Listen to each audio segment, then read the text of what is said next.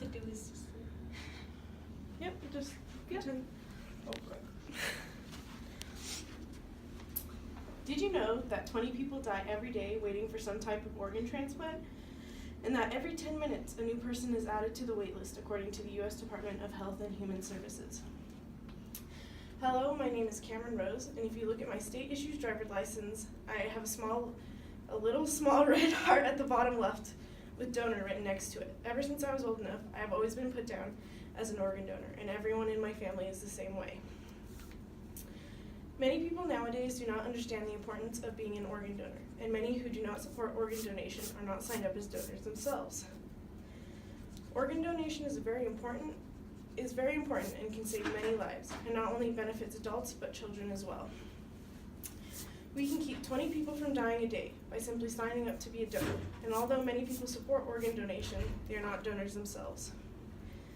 In fact, 95% of U.S. adults support organ donation, but only 54% of these adults are actually signed up to be donors. Though many people support organ donation, they believe that their religion does not support donation, but in most scenarios this is not the case. Almost all major religions in the U.S. support organ donation and consider it a final act of love and generosity towards others. Some of these common religions include Catholicism, Islam, Judaism, Mormon, Presbyterian, and United Methodists.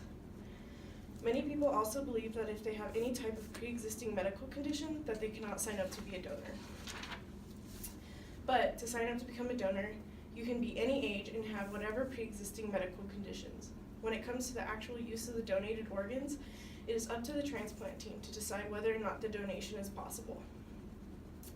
There are only a few conditions that could prevent someone from donating, such as HIV, active cancer, or any type of systemic infection.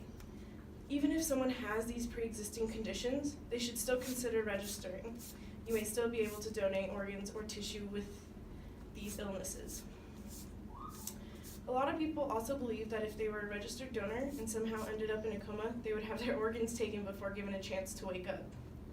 It is true that the majority of deceased donors are people that have been declared brain dead, but being brain dead is different than being in a coma. People who are in a coma still have a chance of recovery, but people who are declared brain dead have zero chance at recovery. Brain death is final. Many people who support donation might feel that one more possible donor cannot make that much of a difference, but boy are they wrong. Every one donor can help save up to 8 lives due to the 8 major organs that can be donated: the heart, lungs, liver, pancreas, kidneys, and intestines. But the national waiting list for organs keeps growing.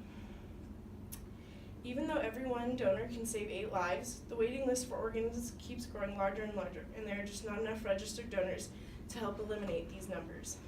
Every 10 minutes, a new person is put onto the organ donor waiting list, and 20 people die every day from waiting for a transplant. When only 54% of adults who support organ donation are actual donors, how can the list be expected to move quickly? As of August 2017, there were more than 116,000 men, women, and children on the national transplant waiting list. In 2016, there were around 33,000 transplants performed, and with the wait list continuing to grow, there are just not enough donors to help shorten the list and save thousands of lives. In 2014, there were around 119,000 people on the national waiting list, but only around 15,000 registered donors. Even though the number of donors and transplants grow every year, the waiting list continues to grow much larger. Many people are also hesitant to donate because they believe that rich and or famous people on the waiting list get organs faster than an everyday person. The waiting list uses a national computer system that matches donated organs to recipients using blood type, time spent on the waiting list, and other factors. Things such as race, income, and celebrity status are never considered when picking recipients for the organs. The national waiting list continues to grow, but that does not mean that people are not receiving transplants and that people's lives are not being saved every day. In 2016, there were over 33,000 transplants performed, setting a new record high for the 4th consecutive year. Every day, around 80 people receive some sort of organ transplant. This means that there are almost 80 people's lives being saved a day, and this number can only grow with more people registering to donate. Not only did the overall number of transplants in 2016 go up, there were 82,000 corneal transplants, helping restore thousands of people's eyesight. These transplants are not only improving the quality of life of the recipient, but also improving the life of the recipient's family and friends. The number of tissue transplants made each year is a staggering 1 million, helping burn victims, people suffering from corneal blindness, and many more. Many people do not realize that there are many different ways a tissue transplant can be used. These tissue transplants can be used to help many different people with many ailments.